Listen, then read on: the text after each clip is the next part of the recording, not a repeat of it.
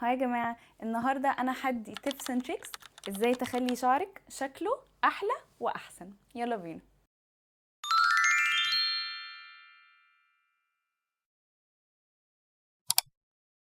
أول ستيب عندي، أكتر حاجة مهمة بالنسبة لي وبالنسبة لأي كيرلي هيدد، الفوليوم. طيب الفوليوم ده هو ده اللي بيدي شكل الكيرلي، أو هو أساسا الكيرلي أساسه الفوليوم. تمام.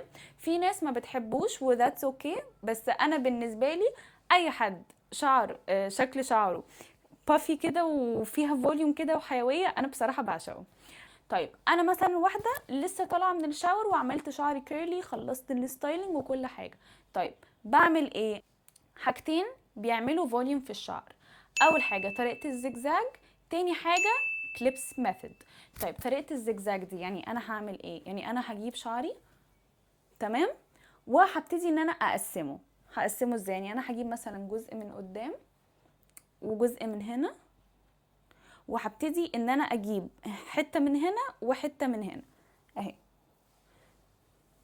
انا مش شايفه منظري بصراحه.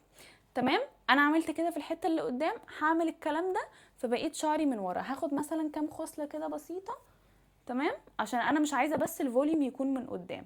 as you like. انا مثلا بحب ان انا اخلي شعري كله يبقى فيه حته الفوليوم، فانا هاخد حته من هنا وحته من هنا وهجيبه هنا وهجيبه هنا. ده منظره حاليا. انا مش شايفه نفسي.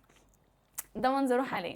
طيب بعد كده بعمل ايه؟ بجيب الديفيوزر بتاعتي او السشوار وابتدي ان انا اعمل بيه شعري.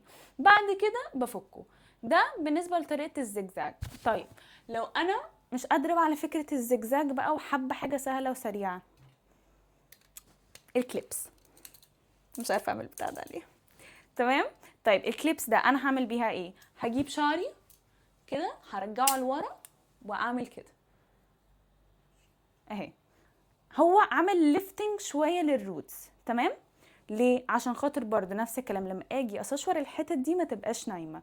طبعا اللي بيبريفير فكره الفوليوم ده هينفعه جدا، اللي ما بيحبش ما يعملش اي حاجه من اللي انا قلته ده خالص.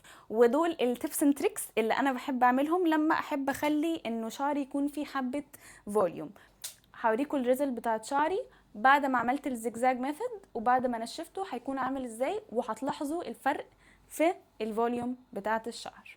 وده شعري بعد ما بقى فيه حبة فوليوم. انا ما بحب شعري يكون نايم، بحبه يكون عامل حبة فوليوم كده، بالذات من عند الروتس اهي. بصوا من ورا